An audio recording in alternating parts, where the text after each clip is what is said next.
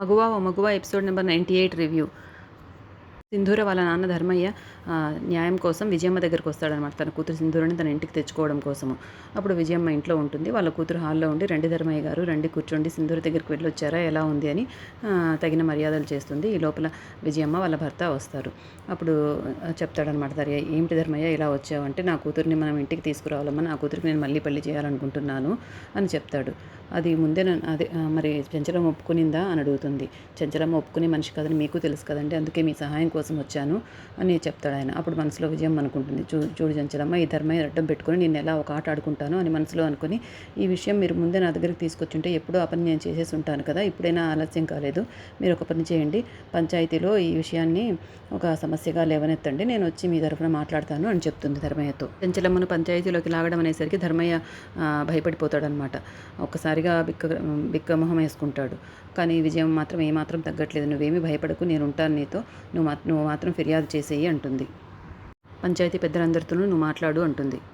ఆలస్యం చేయకుండా వెంటనే వెళ్ళి రచ్చబండ దగ్గర చెంచలమ్మ మీద ఫిర్యాదు చేయనేసి ఆయన రెచ్చగొట్టి పంపిస్తుంది. ఆ తర్వాత చంటి సింధూర ఇచ్చిన బొమ్మలతో మాట్లాడుతూ ఉంటాడు. అందులో ఒక ఆడబొమ్మ తన ప్రేమించిన అమ్మాయి అనుకుంటాడు కదా, ఆ అమ్మాయిని కూడా అమ్మాయి గారునే సంబోధిస్తూ ఉంటాడు. మిమ్మల్ని ఎప్పుడు చూస్తాను అమ్మాయి గారు, ఎప్పుడు కలుసుకుంటారు, సింధూర అమ్మాయి గారు నాకు చెప్పారు, నా ప్రేమ స్వచ్ఛమైంది కాబట్టి మీరు తప్పకుండా నేనేం మాట్లాడినా ఈ బొమ్మతో మీకు వినిపిస్తుందని అని బొమ్మలతో మాట్లాడుకుంటూ ఉంటాడు. బొమ్మతో మాట్లాడినప్పుడంతా మనకు అక్కడ సింధూర ఏదో లెక్కలేస్తూ ఉంటుంది, సింధూరం చూపిస్తూ ఉంటారు మనకి. చంటి ఆ బొమ్మను పట్టుకొని పాట పాడుతూ ఉంటాడు. అది విని సింధూర కూడా అక్కడికి వచ్చి చూస్తూ ఉంటుంది, చంటి సంతోషంగా పాట పాడుతూ ఉంటే.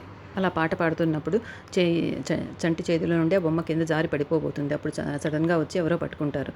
అది చూస్తే చెంచలమ్మ అన్నమాట. ఒక్కసారి చేయి జారితే ఏదైనా కూడా అది బొమ్మ కానీ, మనసు కానీ, జీవితం కానీ మళ్ళీ చేయి జారితే మనం పట్టుకోలేము. కాబట్టి జారకుండానే చూసుకోవాలి చంటి, బొమ్మ చాలా బాగుంది, జాగ్రత్తగా పెట్టుకో అంటుంది.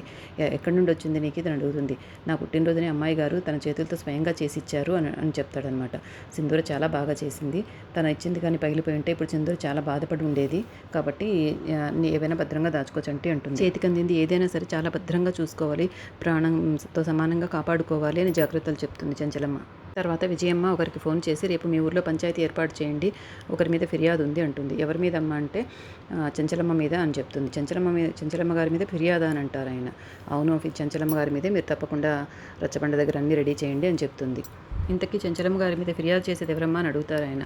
ఫిర్యాదు చేసేది వాళ్ళ వెయ్యంకులు గారే, ఆయన ఊరు వారు కాబట్టి నా ఊరి వాళ్ళకి నేను సపోర్ట్గా వస్తాను అని చెప్తుంది. తర్వాత చెంచలమ్మ తన తోట పనులు అవన్నీ ఖర్చులు అయి ఉంటాయి కదా, వాళ్ళన్నీ లెక్కలు రాస్తూ ఉంటారు, వాళ్ళ మరిది వాళ్ళ ఆడపడుచు వాళ్ళంతా అవన్నీ చూస్తూ ఉంటుందన్నమాట. అందరూ భయపడుతూ ఉంటారు ఎక్కడ కనిపెట్టేస్తుందో అని. తప్పులన్నీ పట్టేస్తుందన్నమాట. చాలా బాగా చదువుకుంటుంది కదా ఈ మధ్యన, కాబట్టి అన్ని లెక్కలు తనే చూసుకోగలుగుతుంది. అలా లెక్కలు చూస్తున్నప్పుడు ఆ ఊరి పెద్ద మనుషులు ఇద్దరు వచ్చి, రేపు పంచాయతీ ఉందమ్మా రచ్చబండ దగ్గర అని చెప్తారు. సరే అన్ని ఏర్పాట్లు చేయండి, నేను నా కోడలు వస్తాము, సమస్య ఏదైనా సరే నా కోడలు తీరుస్తుంది అని చెప్తుంది చెంచలమ్మ. ఫిర్యాదు వచ్చింది మీ మీదే అమ్మ అని చెప్తారు వాళ్ళు. మరి చేసింది ఎవరంటే మీ బియ్యంకులు గారే అని చెప్తారు. అందరూ ఆశ్చర్యపోతారు. అప్పుడు సరే నేను వస్తాను, మీరు వెళ్ళండి అని పంపించేస్తుంది చెంచలమ్మ. అప్పుడు చెన్నకేశవులు గారు, ఏంటమ్మా మీ అమ్మ నాన్న ఫిర్యాదు చేశారా చెంచలమ్మ మీద అని అడుగుతారు. సింధూరం, నాకు తెలియదు మామయ్య గారు అంటుంది. ఇంతలో ఎపిసోడ్ అయిపోతుంది. రేపటి ఎపిసోడ్లో ఇలా చూపిస్తారు. సింధూరం తీసుకుని చెంచలమ్మ బయలుదేరుతుంది పంచాయతీకి, చంటిని ఎదురు రమ్మంటుంది. రేపు ఏమవుతుందో రేపు తెలుసుకుందాం.